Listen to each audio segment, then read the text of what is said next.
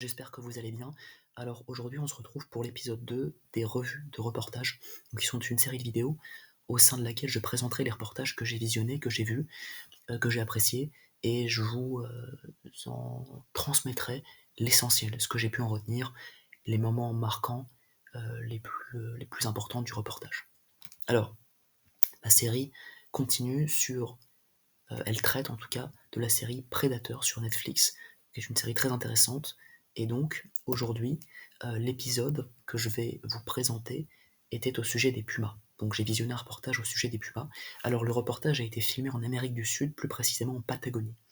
Il traite essentiellement des pumas et des difficultés et épreuves auxquelles ils sont confrontés au quotidien. Donc on se rend compte qu'en fait, bien qu'ils soient pratiquement en haut de la chaîne alimentaire, ils rencontrent des difficultés au quotidien, ils ont des difficultés à se nourrir, à survivre, et les conditions parfois auxquelles ils sont soumis, les conditions climatiques, sont un peu extrêmes, et donc c'est périlleux, c'est ardu, ils doivent faire preuve d'une grande sagacité pour survivre.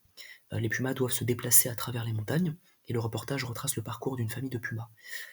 Euh, la mère doit laisser ses enfants seuls pendant qu'elle part chasser parce qu'ils sont encore trop jeunes pour l'accompagner.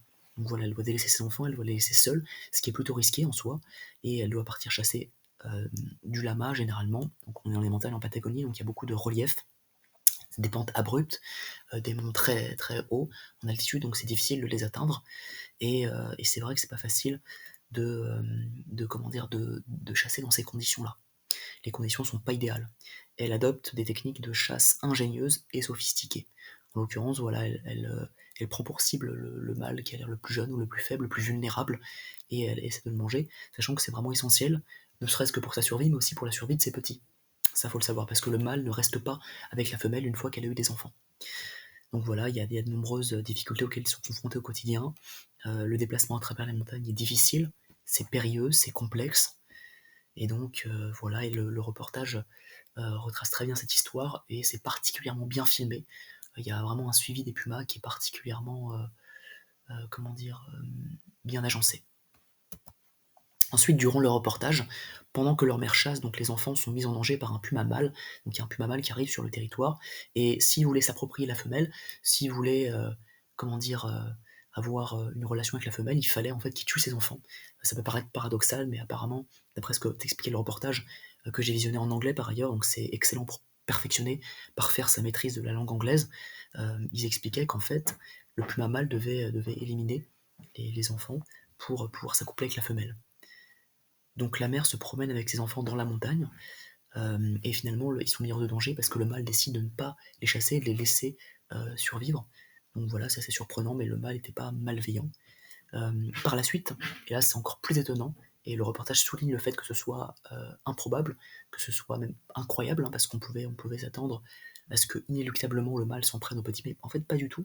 Au contraire, sa conduite va être aux antipodes de ça.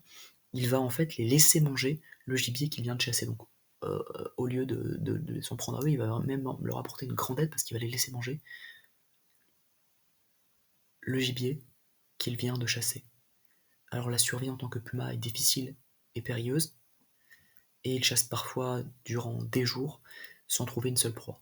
Donc la survie en tant que puma est difficile, hein, c'est ardu, contrairement à ce qu'on pourrait penser, bien que ce soit des prédateurs, c'est pas quelque chose de simple, et il chasse parfois durant des jours, voire des semaines sans trouver une seule proie.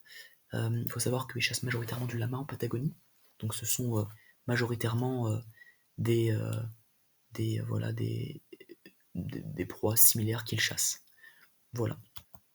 Alors mon avis sur le reportage, c'est un reportage que j'ai apprécié, j'ai trouvé qu'il était très bien réalisé, très bien filmé, les plans notamment en contre-plongée, ou en tout cas quand on a l'impression de survoler la Patagonie sont impressionnants, c'est spectaculaire, on a parfois une vue panoramique de la Patagonie, les pumas sont bien suivis, le reportage est bien scénarisé, parce qu'il montre que les moments essentiels de la vie des pumas, donc on ne s'ennuie jamais, on est toujours en suspens, il y a toujours un suspense parce que les pumas, euh, on ne peut jamais prédire à l'avance s'ils vont réussir à obtenir ce qu'ils veulent, donc s'ils vont réussir à chasser des proies, à pouvoir manger, pouvoir se nourrir en temps et en heure.